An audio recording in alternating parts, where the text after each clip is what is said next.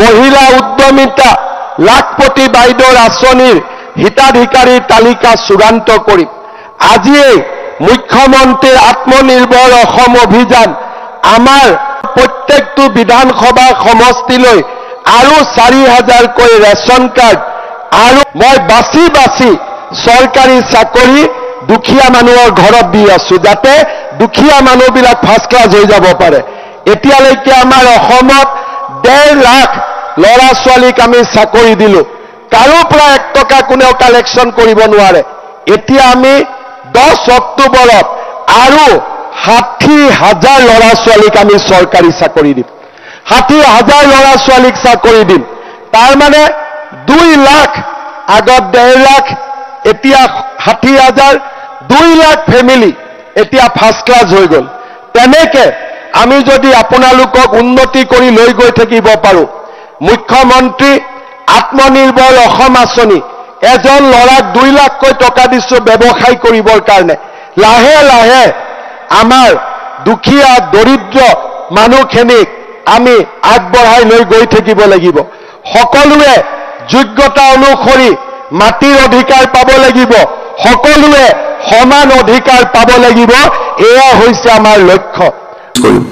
আগষ্ট মাহত কোনে পাব, ছেপ্টেম্বৰত কোনে পাব, প্ৰত্যেক মাহত 30টা সমষ্টিক আমি দি যাম। মহিলা আত্মসহায়ক গোটসমূহক আমি সদস্যসকলক 10,000 টকাকৈ দিয়াৰ এটা প্ৰতিশ্ৰুতি দিছিলোঁ লাখপতি বাইদেউ। আৰু মুখ্যমন্ত্ৰীৰ আত্মনিৰ্ভৰ অসম অভিযান, যাৰ জৰিয়তে এতিয়া ইণ্টাৰভিউ চলি আছে, আমি ডেকা ল'ৰাসকলক 2 লাখ টকাকৈ 2টা ইনষ্টলমেণ্টত ধন আগবঢ়াম। মুখ্যমন্ত্ৰী আত্মনিৰ্ভৰ অসম অভিযানৰ পুঁজিও আমি জোনেল ভিত্তিত 4খন মিটিং পাতি আমি প্ৰদান কৰিম।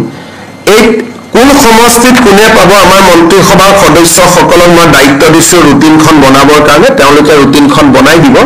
কিন্তু এই গোটেই আঁচনিখন ৰূপায়ণ কৰাৰ বাবে যাতে মুখ্যমন্ত্ৰীৰ মহিলা উদ্যমিতা আঁচনি আৰু মুখ্যমন্ত্ৰীৰ আত্মনিৰ্ভৰ অসম অভিযান আমি ৰূপায়ণ কৰিব পাৰোঁ।